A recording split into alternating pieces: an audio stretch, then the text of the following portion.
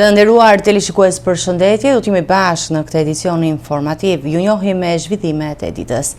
Protesta qytetare kundër qeverisë dhe klasës politike vijoi edhe sot në Tiranë, duke shënuar ditën e 82 të rezistencës. Protestuesit u mblodhën sërish përpara kryeministrisë, ndërsa kërkesa kryesore mbetet dorëheqja e kryeministrit Edi Rama dhe krijimi një qeverie teknike. Organizatorët shprehen të vendosur për të vijuar protestën dhe paralajmërojnë për shkallëzim të aksionit nëse kërkesat e tyre nuk do të merren parasysh. Tirana u rikthye edhe sot në qendër të protestës qytetare kundër qeverisë, e cila hyri në ditën e 82 të saj. Qytetarët pritën të mblidheshin sërish përpara kryeministrisë, duke përsëritur kërkesat e artikuluara gjatë javëve të fundit. Në krye të tyre qëndron ndërheqja e kryeministrit Edi Rama dhe largimi i qeverisë. Protestuesit deklarojnë se nuk kanë ndërmend të tërhiqen nga aksioni i tyre dhe kërkojnë krijimin e një qeverie teknike si pjesë e ndryshimit të mënyrës së funksionimit të institucioneve në sistemin politik. Protesta ka vijuar prej fundit të muajit maj, ndërsa gjatë tubimeve të pjesëmarrësit kanë marshuar në bulevardin Dëshmorët të Kombit dhe në rrugët e Tiranës, duke përsëritur thirrjet kundër qeverisë. Në protestën e datës së 8-1, një prej kërkesave kryesore ishte sërish largimi i kryeministrit, ndërsa pjesëmarrësit shprehin bindjen se do të vijojnë të qëndrojnë në shesh deri në plotësimin e kërkesave. Në ditën e 82, organizatorët kanë paralajmëruar vijimin e tubimit dhe një mobilizim më të madh në ditët në vijim. Një prej aktivistëve ka paralajmëruar se në shtator protesta mund të marrë një tjetër përmas me mundësinë e kalimit drejt një mosbindje civile, ndërkohë protesta vijon të mbajë në qendër të saj kundërshtimin ndaj qeverisë dhe asaj që pjesëmarrësit e cilësojnë si klasë vjetër politike.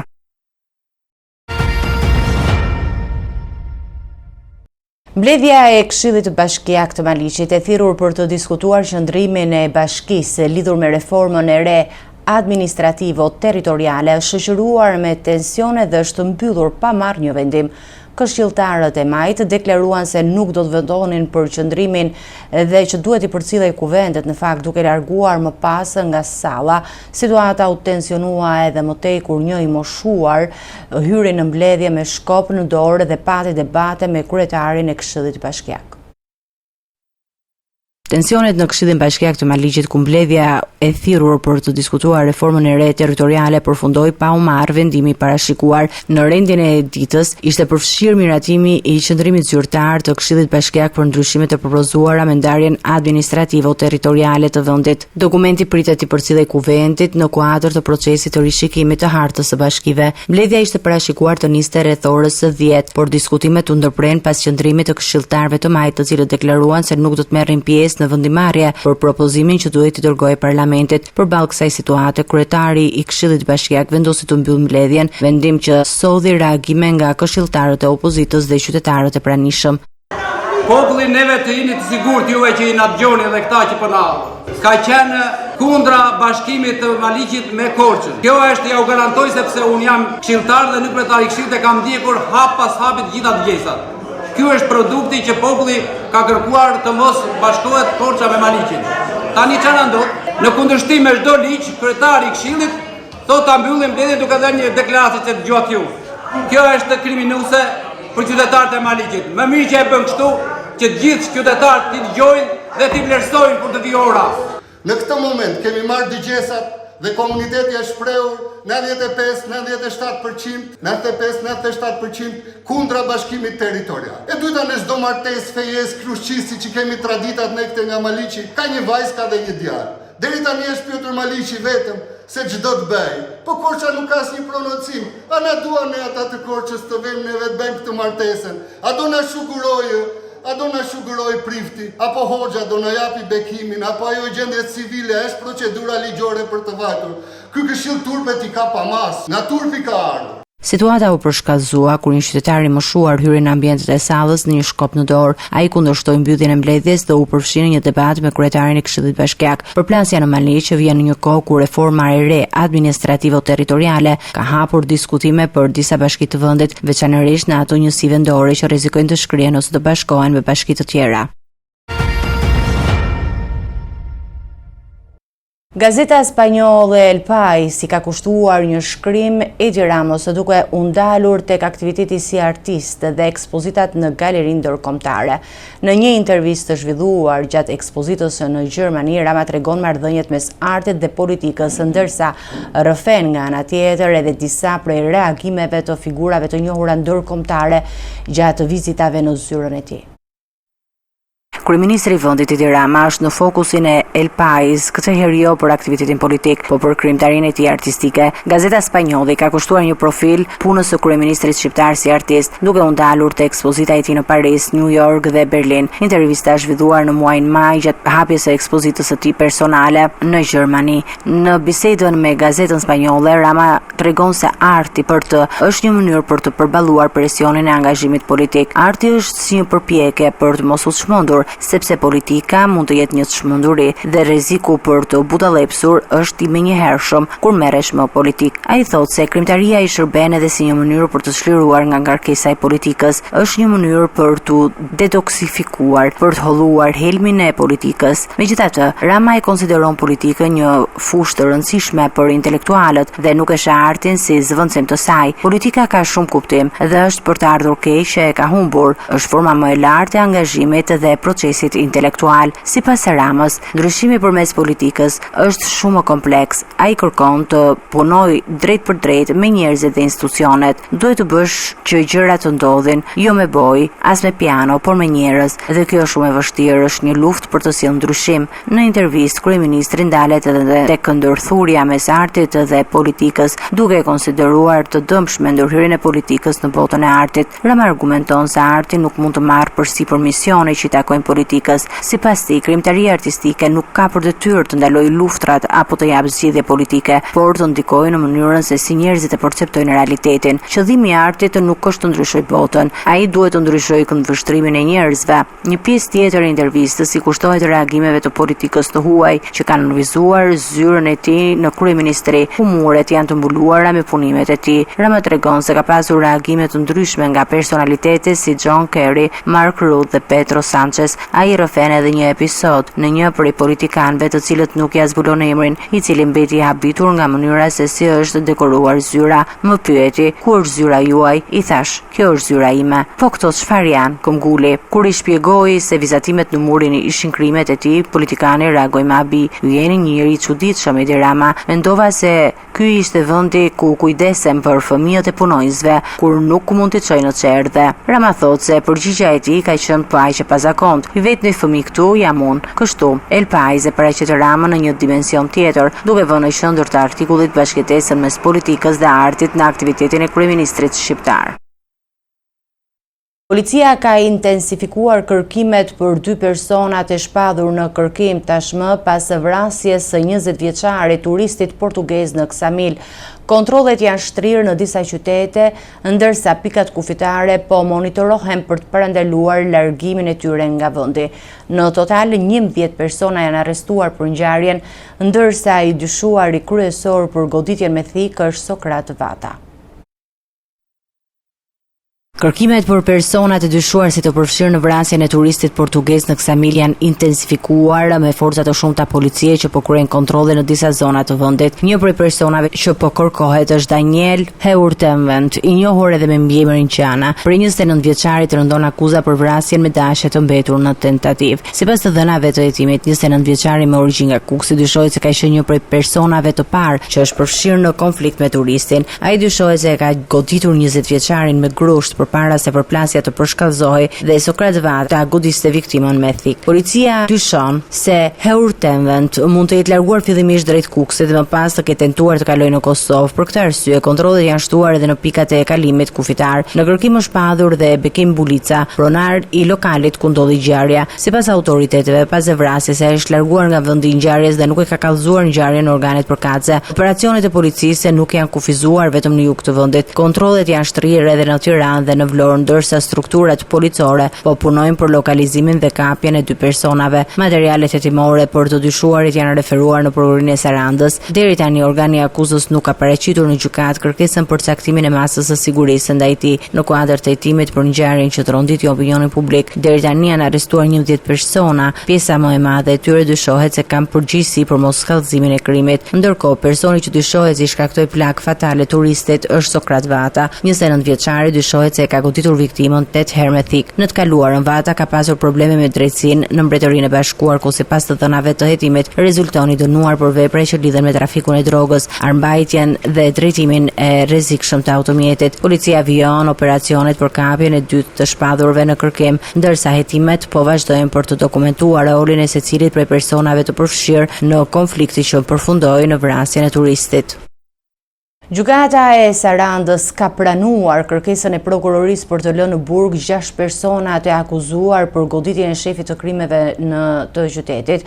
Ngjarja ndodhi në 16 gusht në klubin e natës Orange, ku efektive ndërhyri për të ndalur një konflikt. Mes të akuzuarve janë edhe 2 punonjës policie që punonin si roje sigurie në lokal.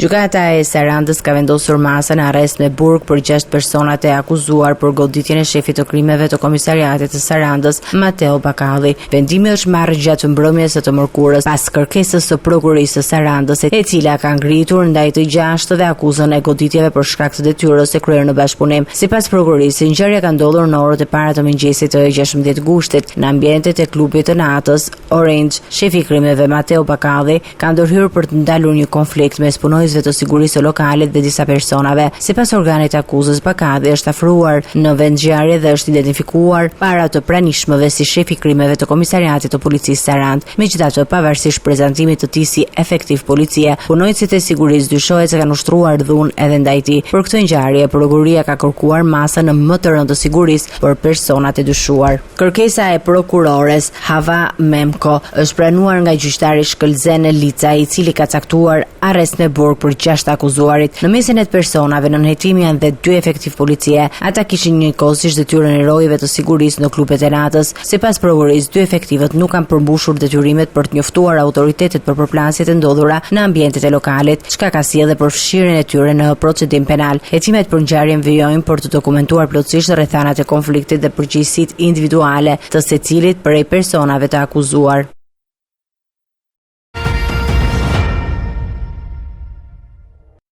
Një 45 vjeçar është plagosur me mjet prerës në Delvin pas një konflikti që dyshohet se lidhet me një përplasje të ndodhur 6 ditë më parë në Sarandë.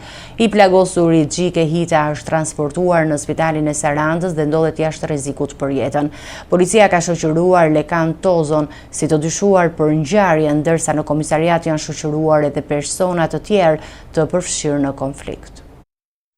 Një konflikt i nisur disa ditë më parë në Sarandë dyshohet se ka përfunduar me plagosjen e një 45 vjeçari në Delvin. I dëmtuar është Xhike Hita, i cili është goditur me mjet prerës gjatë një përplasje me Lekan Tozon. Pas ngjarjes, 45 vjeçari është dërguar në spitalin e Sarandës për trajtim mjekësor dhe sipas informacioneve paraprake është jashtë rrezikut për jetën. Burimet bëjnë me dije se përplasja e sotme mund të ketë lidhje me një konflikt të regjistruar me 14 gusht në lagje nr. 4 të Sarandës. Gjatë asaj ngjarjeje, Xhika Hita dyshohet se është konfliktuar me 2 nipat e Lekan Tosus dhe i ka goditur ato me sende të forta dhe thik. Pas përplasjes, palët janë shoqëruar në komisariat, ndërsa për rastin ka nisur procedurat përkatëse. Të dëmtuarit kishin marrë ndihmë mjekësore dhe më pas ishin larguar nga spitali. 6 ditë më vonë, konflikti dyshohet se është rikthyer këtë herë në Delvin, ku Hita dhe Tozo, të dy me origjinë nga ky zonë, janë përballur me njëri tjetrin. Sipas të dhënave paraprake, përplasja mes tyre dyshohet se ka ndodhur si pasojë e konfliktit të mëparshëm. Situata ka degeneruar në përplasje fizike, gjatë së cilës janë përdorur dhe mjete të forta dhe armë të ftohta. Si pasojë, 45 vjeçari Xhike Hita ka mbetur i plagosur, ndërsa Lekan Tozo shoqëruar nga policia si personi dyshuar për ngjarjen. Në komisariat janë shoqëruar edhe disa persona të tjerë, familjar të dy palëve, pasi pak para plagosjes dyshohet se kanë pasur një përplasje verbale në lagjen nr. 4 të Sarandës. Grupi hetimor po punon për të dokumentuar të gjithë dinamikën e konfliktit, për të përcaktuar rolin e secilit person dhe për të zbardhur shkaqet që çuan plagosjen e 45 vjeçarit. Një person është plagosur me armëzjarre me ditën e sotme në Shkodër. I dëmtuari është identifikuar si Vladimir Bruçi, emër i njohur për policinë, ndërsa autori i dyshuar është Pierin Bitani. Policia ka nisur kërkimet për kapjen e tij, ndërsa grupi hetimor po punon për zbardhjen e rrethanave të ngjarjes. Të shtëna me armëzjarre janë regjistruar me ditën e sotme në Shkodër, duke lënë plagosur një person. I dëmtuari është Vladimir Bruçi, i cili sipas të dhënave paraprak është qelluar disa herë pranë banesës së tij. Për ngjarjen policia dyshon se autori është Pierin Bitani. Pas plagosjes, Bruçi është transportuar në spital, ku po merr trajtimin e nevojshëm mjekësor. Deri tani nuk bëhen të ditura detajet e mëtejshme për gjendjen e tij shëndetësore. Policia ka mbritur menjëherë në vendin e ngjarjes dhe ka nisur kontrollet për lokalizimin dhe arrestimin e autorit të dyshuar. Sipas njoftimit zyrtar, paraprakisht dyshohet se plagosja ka ndodhur pas një konflikti për motive të dobta. Ndërkohë, grupi hetimor në drejtimin e prokurorisë po mbledh provat dhe dëshmi për të përcaktuar dinamikën e plotë të ngjarjes dhe motivin e përplasjes. Gjykata penale e Tiranës ka caktuar masën arrest me burg për Ergjys Kalasin, i dyshuar si një nga autorët e grabitjes së rreth 2 kg floririt në Paskuqan. Para gjykatës, 35 vjeçari ka mohuar për fshirjen dhe ka dhënë shpjegime për maskat e gjetura gjatë hetimit. Ndërkohë, policia vijon kërkimet për bashkëpunëtorët e tij të dyshuar.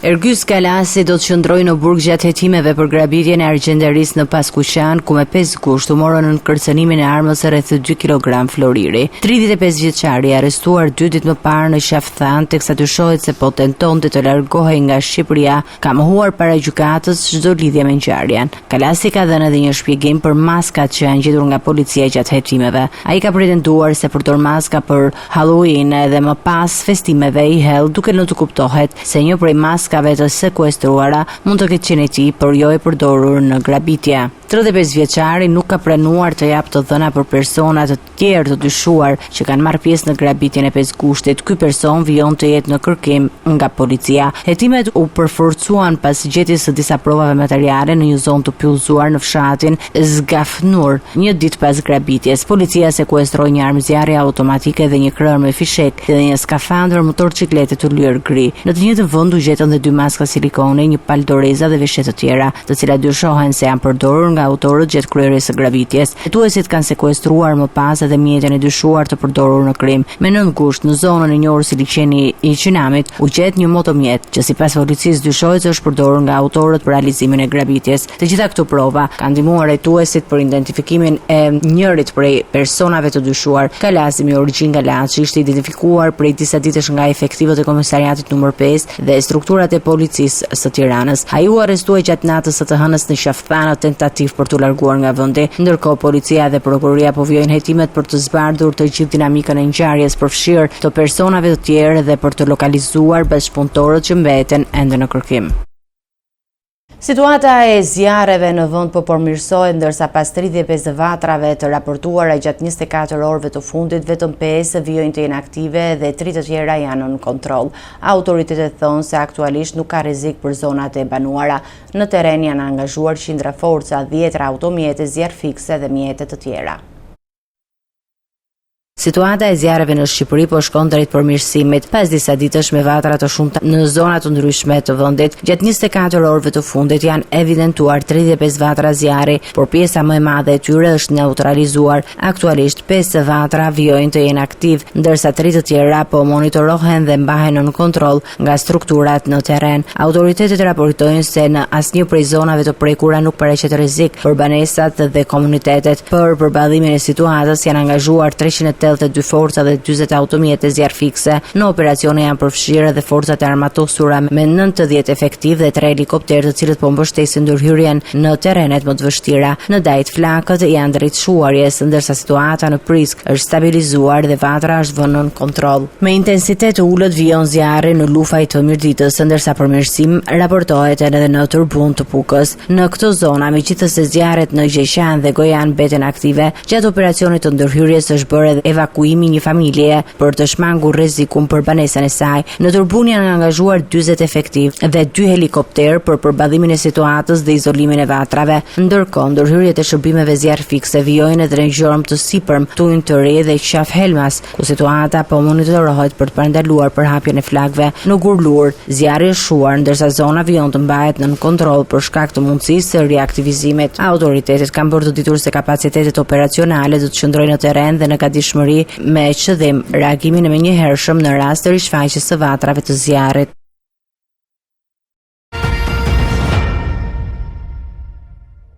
Me zhvillime të tjera, Partia Demokratike e Kosovës ka deklaruar se nuk do të marrë më pjesë në takime me kryeministrin në detyrë Albin Kurti, duke i konsideruar përpjekjet e deritanishme si të padobishme.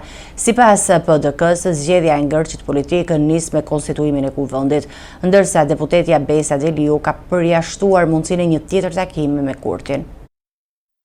Partia Demokratike e Kosovës ka mbyllur derën për takime të tjera me Albin Kurtin, duke vlerësuar përpjekjet e deritanishme për dialog që nuk kanë sjellë asnjë rezultat konkret. Deputetja e PDK-s, Besa Deliu, tha se partia e saj ka përcaktuar tashmë qëndrimin dhe nuk sheh arsye për të vijuar takimet me kryeministrin në detyrë dhe kryetarin e lëvizjes vetëvendosje. Sipas Deliut, nëse do të ishte vullnet politik për zgjidhjen e situatës, hapi i parë do të ishte konstituimi i Kuvendit të Kosovës dhe respektimi i rregullave dhe ligjeve në fuqi. PDK-ja pretendon se takimet e zhvilluara deri tani nuk kanë prodhuar marrëveshje dhe sipas saj kanë shërbyer vetëm për të zgjatur procedurat për formimin e institucioneve. Ne nuk do të takojmë me Albin Kurtin, është qëndrimi i përsëritur nga deputetja Deliu, e cila argumentoi se rruga për të dalë nga ngërçi politik kalon përmes konstituimit të kuvendit. Deliu u ndal edhe te çështja e zgjedhjes së presidentit, duke deklaruar se Albin Kurti mund ta procedojë këtë proces dhe pa mbështetjen e 22 deputetëve të PDK-s. Në këto kushte, sipas saj, nuk mund të flitet për një marrëveshje politike mes dy subjekteve, ndërsa PDK-ja mbetet e vendosur në qëndrimin e saj për të mos marrë pjesë në takimet e tjera me Kurtin. Partia Demokratike e Kosovës e sheh konstituimin e kuvendit si hapin e parë për zhbllokimin e situatës dhe funksionalizimin e institucioneve të Kosovës. Ishte gjithçka e përgatitur në këtë edicion informativ. Ju faleminderit për mundjen tuaj. Bashkë miru takofshim në edicionin e ardhshëm.